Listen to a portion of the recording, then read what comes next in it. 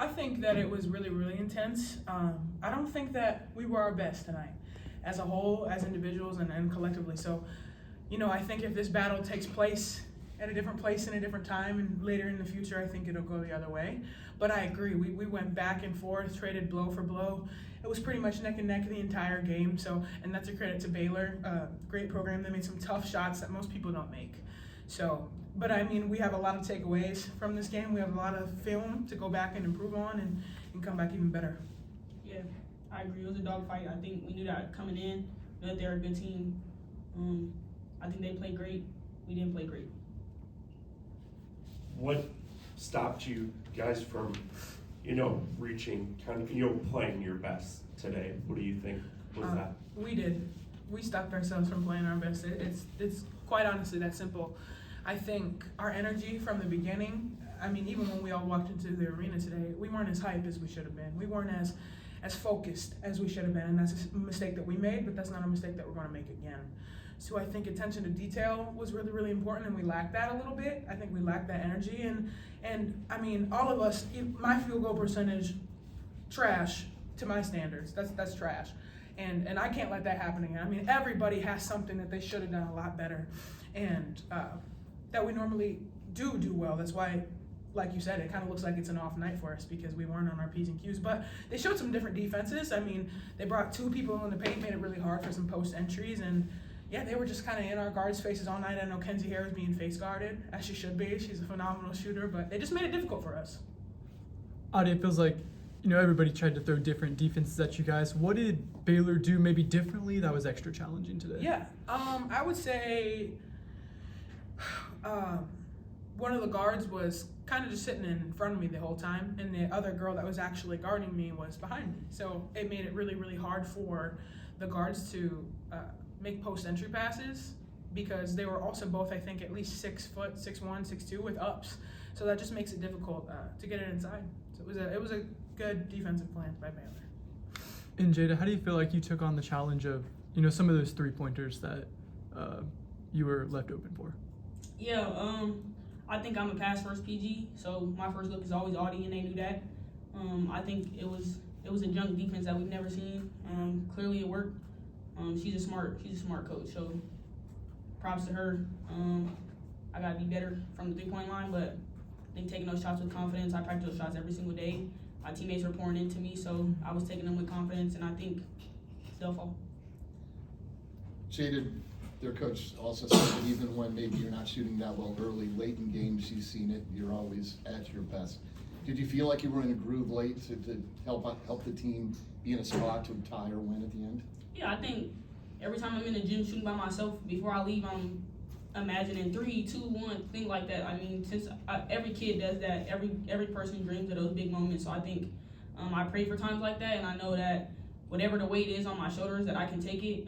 God has equipped me with those things, and I know my teammates trust me to take that shot. So as same as my coaches, they were telling me keep shooting the ball, keep being confident. So as a shooter, as a point guard, and things like that, when people are pouring into you, you just have more confidence. Hey, Jada, back here. Can you walk us through that last play? It seemed like that was the set out of bounds or out of the timeout. How did it kind of unfold from your perspective there? Yeah, I think my main goal was to just get the ball in. We knew we were looking. Everybody knew where we were looking. It was Audi, obviously. She's our best player, so I think everybody knew we were looking in there. So it was kind of a tough pass to get in there, but we knew it was going to be tough regardless. I think at the end of those game situations, you don't have the best look that you always want. You're probably not going to be open, so you're going to have to take a tough look, and we did what we were supposed to do, and it just didn't fall through. Audi, I think you kind of alluded to it with the film to watch, the tape to watch. Mm-hmm. Of course, losing stinks, but when the team forces you to not play as well as you'd like, how valuable is that film, and how much can you build, given that we're just in early January? Yeah, that's huge. You don't want to play your best basketball in January.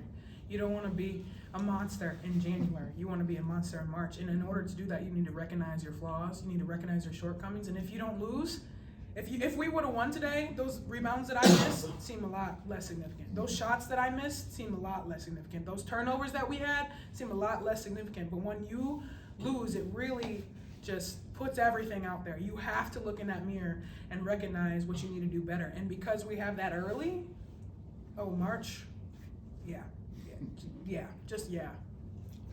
As you guys have been able to, you know, have that historic start to the season. This is the first setback. I think kind of the big question is, how do you rebound from it? What type of faith do you guys have in your abilities to bounce back, since this is the first time you'll be doing it as a team?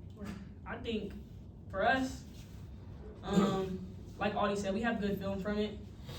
It stings definitely. Everybody hates losing. I hate losing more than I love winning. So I think that's something that we don't take for granted. But also, don't get it twisted. Like, nobody can break us. Like, we're too close to each other. We love each other too much to let one game significant, whatever. But they can't define us. Like, no loss is gonna tell us who we are. I think we're gonna come into practice tomorrow. Same love and energy, same loving on each other.